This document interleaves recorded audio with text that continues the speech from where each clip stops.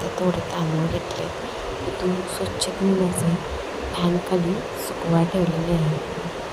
आता हे तांदूळ छान असे सुकलेले आहेत फॅनखाली.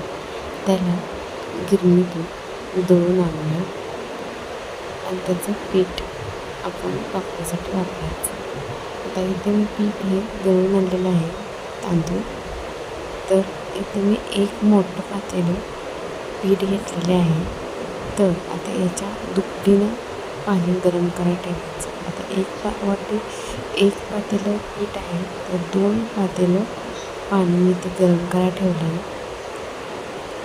आता या पाण्याला छान असं उकळी आणायची. आता त्यामध्ये मी मीठ, थोडासा ओवा आणि 1 चमचा पापड खार टाकून घ्यायचा.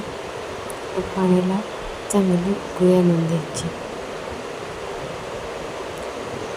आता यामध्ये एका रवीने हलवत थोडं पीठ त्यामध्ये मिक्स करून घ्यायचं. गुठळ्या होता कामा नये. जर तुम्हाला वाटलं पीठ हे घट्ट होते, तर तुम्ही थोडंसं 1 ग्लासभर पाणी त्यामध्ये टाकून घेऊ शकता, गरम पाणी.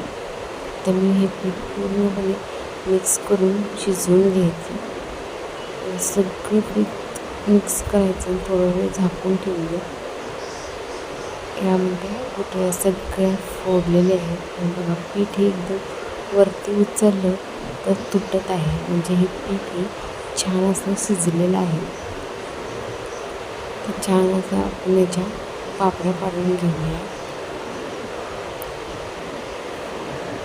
आता मी यामध्ये पापडीची चकती घातलेली आहे साच्याला. साच्यामध्ये आपण पीठ भरून घ्यायचं. थोडंसं पीठ यामध्ये घालून घेऊया.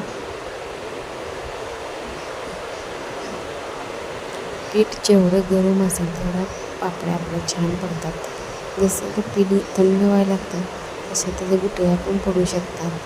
त्यामुळे पीठ हे गॅसवरती एकदम स्लो गॅसवरती ठेवायचं आणि जसं हवं तसं त्यातून पापड्या काढून घ्यायच्या. आता या पापड्या मी छान असं उन्हात वाळवून घेतलेले आहेत. छान पापड्या सुकलेले आहेत. त्यात आपण थोडं तळून बघूया.